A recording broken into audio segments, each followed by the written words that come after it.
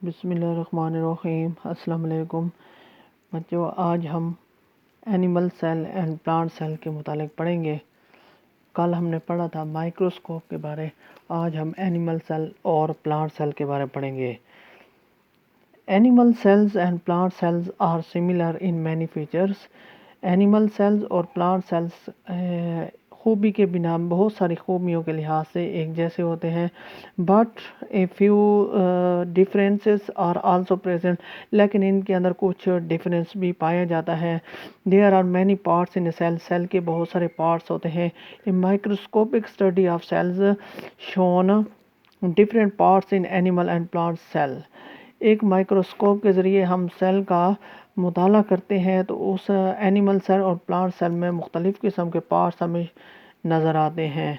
तो ये देखें बेटा, एनिमल और प्लांट सेल्स एक दूसरे से थोड़ा डिफरेंस हैं। तो ये है एनिमल सेल और ये है प्लांट सेल। इनके तकरीबन काम फंक्शन कुछ एक जैसे होते हैं, लेकिन शक्ल में डिफरेंस होते हैं और कुछ फंक्शन के हिसाब से भी डिफरेंस होते हैं। तो फर्स्ट हम पढ़ेंगे cell wall.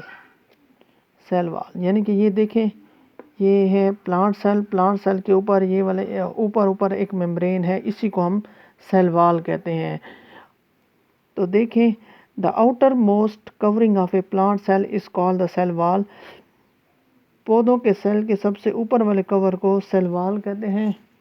It is made of a hard material. ये एक सख्त मटेरियल से बनी होती है, कॉल्ड सेल्यूलोज, जिसको हम सेल्यूलोज कहते हैं। The cell wall support the cell and give its shape. ये सेल वाल इस सेल को सहारा देती है और इसे एक शक्ल देती है। Animal cells do not have a cell wall. जानवरों के सेल की सेल वाल नहीं होती। कैन यू एक्सप्लेन, क्या आप वजाहत कर सकते हैं? वाई ए प्लांट बॉडी, के एक पौधों की बॉडी क्यों इज़ सो हार्ड, क्यों सख्त होती है, and animals body is not, जबकि जानवरों की बॉडी सख्त नहीं होती। तो इसलिए होती है क्योंकि बेटा प्लांट सेल में सेल वाल होती है और एनिमल सेल में सेल वाल नहीं होती। तो इसलिए इनकी जानवरों की बॉडी नरम होती है और इनकी बॉडी सख्त होती है। और ये सेल वाल एक सख्त मटेरियल से बनी होती है, इसी को हम जिसमें मटेरियल को हम सेल्यूलोज कहते हैं। और यही सेल वाल एक सेल को एक सहारा देती है, सपोर्ट देती है और इसे एक शक्ल देती है। इसी तरह cell membrane, the outermost covering of an animal cell is called the cell membrane. जानवरों के सेल के सबसे ऊपर वाली कवर को हम सेल मेम्ब्रेन कहते हैं। तो ये देखिए, जानवरों का सेल है, एनिमल सेल है, और इसके ऊपर वाले इस कवर को यानी कि इस मेम्ब्रेन को हम क्या कहते हैं? सेल मेम्ब्रेन कहते हैं। ये देखें, in plant cell is it's present next to the cell wall. और प्लांट सेल में ये सेल वाल के नेक्स्ट होती है, यानी कि ये सेल वाल है तो इसके दूसरे नंबर वाली क्या होती है? ये, इसी को हम सेल मेम्ब्रेन कहते हैं। The cell membrane controls the movement of materials in and out of the cell. ये सेल मेम्ब्रेन सेल के अंदर जितनी भी अशिया होती है उनका अंदर आना और बाहर आने को कंट्रोल करती है।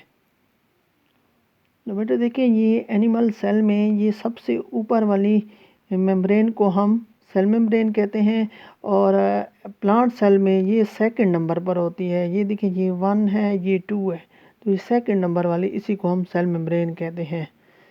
इस सेल मेम्ब्रेन का काम ये होता है कि अंदर सेल के अंदर जितने भी मटेरियल्स की मूवमेंट होती है, हरकत होती है, ये इसको अंदर वाले हिस्सों को यानी कि ये सेल मेम्ब्रेन कंट्रोल करती है।